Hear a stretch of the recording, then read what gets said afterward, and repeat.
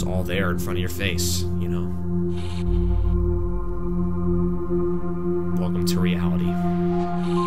Hello বন্ধুরা, আজকে এমন একজন জনপ্রিয় ইউটিউবারের সম্বন্ধে বলবো যার নাম র্যান্ডি স্টেয়ার, যার চ্যানেলের নাম ছিল পায়োনিয়ার্স প্রোডাকশনস। কিন্তু এখন আর আপনি ইউটিউবে এই চ্যানেলটা দেখতে পাবেন না, কারণ সে এমন কিছু করেছে যেটা পুরো বিশ্বকে শকড করে তোলে।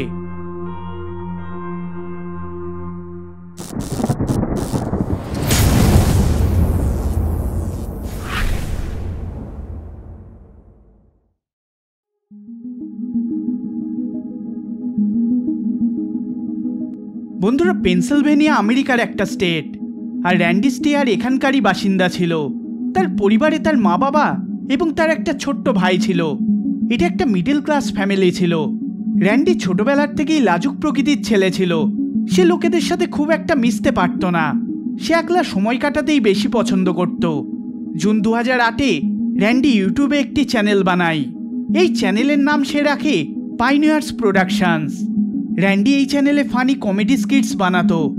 এর বয়স তখন স্রেফ 15 বছর ছিল। এই চ্যানেলে সে একটা ক্যারেক্টারও সৃষ্টি করে, যেটা একটা খেলনা ব্যাঙ ছিল। সেই ব্যাঙের চরিত্রটিকে ব্যবহার করে নানান ভিডিওস বানাতো। তার এই ভিডিওসগুলো খুবই ইন্টারেস্টিং ছিল। লোকেরা তাকে পছন্দ করতে শুরু করে। সে ইউটিউবে তার নাম অ্যান্ড্রু ব্লেস রেখেছিল।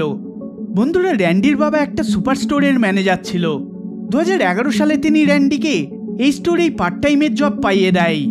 র্যান্ডি তখন 18 বছরের ছিল, অর্থাৎ র্যান্ডি এখন পড়াশোনা আর ইউটিউবের পাশাপাশি এই স্টোরে কাজ করতেও শুরু করে দেয়। এই সময় সে একটা খুশির খবর পায় যে তার ইউটিউব চ্যানেল মনিটাইজ হয়ে গিয়েছে, অর্থাৎ সে এখন এই চ্যানেলটার থেকে টাকা পয়সা কামাতেও শুরু করে দিয়েছিল। My lifelong dream for YouTube has come true. I am officially a YouTube partner, and that is fantastic. Randy খুবই খুশি ছিল। এই ছেলেটি ধীরে ধীরে জনপ্রিয় হয়ে উঠেছিল। সবকিছু খুব ভালো মতো চলছিল। কিন্তু এরপর র্যান্ডির জীবন পুরোপুরি পরিবর্তন হতে চলেছিল। ড্যানি ফ্যান্টম একটা আমেরিকান কার্টুন সিরিজ। এই কার্টুনটিতে একটা ক্যারেক্টার রয়েছে যার নাম অ্যাম্বার ম্যাকলেন। এই ক্যারেক্টারটা একটা মেয়ের, যাকে গিটার প্লে করতে দেখা যায়। বলতে গেলে এটা স্রেফ একটা কার্টুন ক্যারেক্টার ছিল, কিন্তু র্যান্ডি এই ক্যারেক্টারটার জন্য ধীরে ধীরে পাগল হয়ে উঠছিল। সেই ক্যারেক্টারটাকে এতটাই পছন্দ করত যে সে এটাকে নিয়ে নিজের একটা জগৎ বানিয়ে ফেলেছিল। সে তার ঘরে অ্যাম্বারের পোস্টারে ভরিয়ে তুলেছিল। তার মাথায় সকল সময় অ্যাম্বার নামক এই কার্টুন ক্যারেক্টারটাই ঘুরে বেড়াতো। সে সবসময় অ্যাম্বারের ছবি আঁকত। সে এও মনে করতে শুরু করে দেয় যে অ্যাম্বার সবসময় তার সাথেই থাকে। তার বন্ধুবান্ধব এটা নিয়ে তার সাথে মজা করত এবং বলতো যে অ্যাম্বার তার ওয়াইফ। কিন্তু কেউ এটা জানতো না যে র্যান্ডি পাগলামির সীমা ছাড়িয়ে ফেলতে চলেছিল।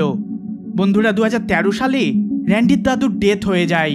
র্যান্ডি তার দাদুর খুবই ক্লোজ ছিল। এর কিছু মাস পরে তার খুব কাছের এক বন্ধুর একটা কার অ্যাক্সিডেন্টে মৃত্যু হয়ে যায়। র্যান্ডি ধীরে ধীরে একাকিত্বের শিকার হয়ে উঠতে থাকে। সে নিজের ফ্যামিলির থেকে দূরে আলাদা একটা বাড়িতে থাকতো। তার পেরেন্টসরাও তার খুব একটা চিন্তা করত না। এই সময়ই র্যান্ডির তার পেরেন্টসদের প্রয়োজন ছিল। র্যান্ডির মন মস্তিষ্কে সবসময়ই স্রেফ একটা জিনিসই ঘুরে বেড়াতো, আর সেটা হলো অ্যাম্বার ম্যাকলেন। সেই কার্টুন ক্যারেক্টারটাকে নিয়ে এতটাই পাগলের মতো হয়ে উঠেছিল যে সে বিশ্বাস করতে শুরু করে যে যদি তার মৃত্যু হয়ে যায় তাহলে সে অ্যাম্বারের সাথে দেখা করতে পারবে। সে মনে করত যে অ্যাম্বার আলাদা কোনো জগতে বাস করে, আর মরার পরে সেও ওই জগতে চলে যাবে। আর তারপর সে এমন একটা সিদ্ধান্ত নেয় যেটা খুবই শকিং ছিল। বন্ধুরা, র্যান্ডি আত্মহত্যা করার প্ল্যান বানিয়ে ফেলে যাতে সে মৃত্যুর পরে অ্যাম্বারের সাথে দেখা করতে পারে। এই ঘটনাটা 2016 সালের। র্যান্ডি সর্বপ্রথম নিজের পাস্ট লাইফকে শেষ করবে বলে ঠিক করে। সে ওই ব্যাঙের খেলনাটাকে, যেটাকে সে নিজের ভিডিওগুলোতে ব্যবহার করত, সেটাকে সে ছুরি দিয়ে হত্যা করার অ্যাক্টিং করে। সে ওই সমস্ত জিনিসগুলোকে শেষ করে দিতে চাইছিল যেটা তাকে অ্যাম্বারের থেকে দূরে করে দেয়। সে নিজের পুরাতন জিনিসগুলোকে জমা করে সেগুলোকে আগুন দিয়ে পুড়িয়ে দেয়। বন্ধুরা, এরপর সে যেটা করে সেটা হয়তো আপনাদের অবাক করে তুলবে। র্যান্ডি একটা কয়েন নেয়। তার বক্তব্য ছিল যে সে এটার দ্বারা টস করবে। যদি হেডস আসে তাহলে সে স্রেফ নিজেকে গুলি করবে, কিন্তু যদি টেলস আসে তাহলে সে নিজের সাথে অন্য নিরীহ মানুষদেরও জীবন কেড়ে নেবে। তার মানসিক পরিস্থিতি কেমন ছিল তার আন্দাজ আপনারা করতে পারছেন।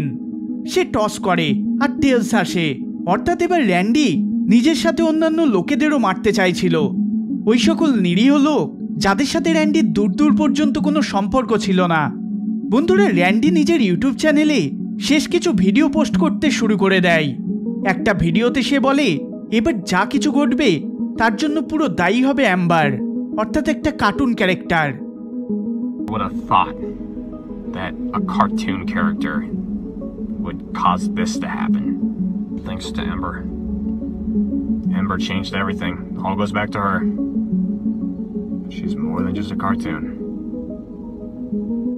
8 জুন 2017 ওই আফসোসজনক দিন ছিল, যেদিন শুধু র্যান্ডিই নয় বরং আরও 3 জন নিরীহ মানুষ শিকার হতে চলেছিল। র্যান্ডি ওই সময় একটা সুপার স্টোরে কাজ করত। এই স্টোরটার নাম ওয়াইস ছিল। র্যান্ডি এখানে নাইট শিফট করত। র্যান্ডি সর্বপ্রথম এই সুপার স্টোরের ইমার্জেন্সি এক্সিট ব্লক করে দেয়, যাতে সে এখান থেকে পালাতে না পারে। বন্ধুরা, এরপরে সে 2টো বন্দুক বের করে। এই সময় ঘড়িতে 11:30 বাজছিল। র্যান্ডি এই স্টোরে কাজ করতে থাকা 3 জন কর্মীর উপর এলোপাথারি গুলি চালায়। এই স্টোরের অ্যাসিস্ট্যান্ট ম্যানেজার ভিক্টোরিয়া, 47 বছরের ব্রায়েন আর 63 বছরের ব্যক্তি টেরি, যারা ঘটনাস্থলেই মারা যান। এরপর র্যান্ডি নিজেকেও গুলি করে মেরে ফেলে। বন্ধুরা, পুলিশ এখানে তৎক্ষণাৎ পৌঁছে গিয়েছিল, কিন্তু তাতে কোনো লাভ হয় না। এই কেসটি লোকেদের শকড করে তুলেছিল। মৃত্যুর আগে র্যান্ডি নিজের বন্ধুদের ইমেলও করেছিল। র্যান্ডি স্টেয়ারের এই আজব কেস আজও লোকেদের ডিস্টার্ব করে তোলে।